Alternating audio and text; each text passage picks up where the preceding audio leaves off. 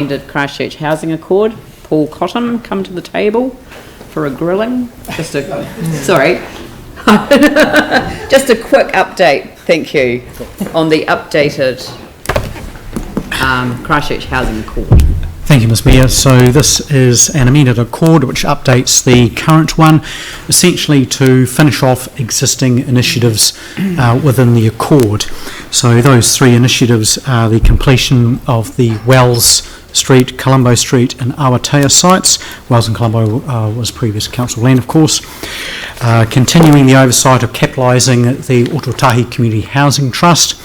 And lastly, overseeing the implementation of the $5 million funding we received from central government under the Housing Accord for the purchase of the Linwood Park Villages, which is about $2 million, so that's done and dusted, of course.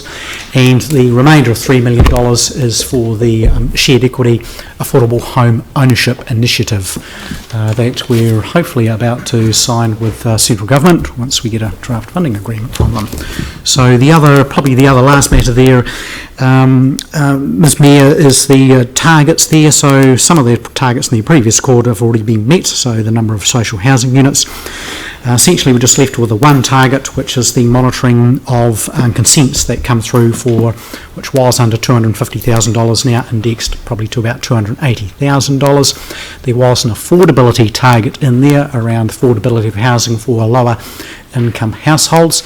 This has been removed. Central government felt it was no longer applicable for a range of reasons, you might say. However, that will still feature in the monitoring of the accord report, so it's not completely lost. And we do have a catch-all section in there under the new accord, which is a provision to discuss issues as they may emerge. So, for example, it's given if there's anything around homelessness or home ownership issues or anything like that. So the Housing Accord does provide a forum for that. And lastly, to conclude, although the Housing Accord is a fairly limited framework to complete initiatives, it does not preclude or stop us for undertaking other housing-related initiatives as we see fit, for example, through the Council's housing policy. Thank you. Would someone like to move the adoption? Thank you. That's Glenn Livingston, seconded by... sorry? Oh, okay. Vicky Buck. Is there any discussion? Just a brief, may I say?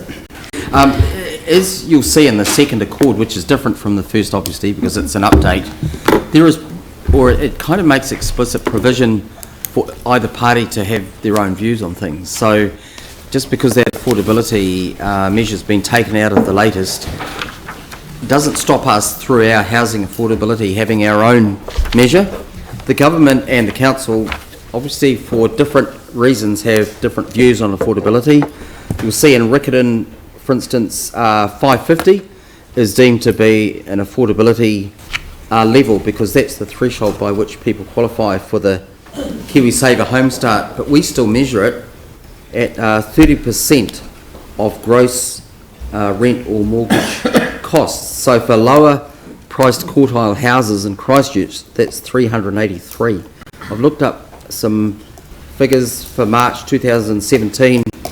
In Christchurch, it was running at about 30.4%, but as said in the report, or rather the housing policy, it's pretty touch and go whether housing is affordable in Christchurch. So it's perhaps only just there for some. So what I'm trying to say is we've still got a lot of work to do over affordability. We may have come out well over that new HAM, housing affordability measure, but we've got to take nothing for granted. I think we've got to pursue all the actions and policy to get it down. So, yep. Phil. Okay, that's great. I'll put the motion. All those in favour say aye. Those opposed say no. That's carried. Oh, no, but Aaron, yeah. And Yanni as well. Thank you.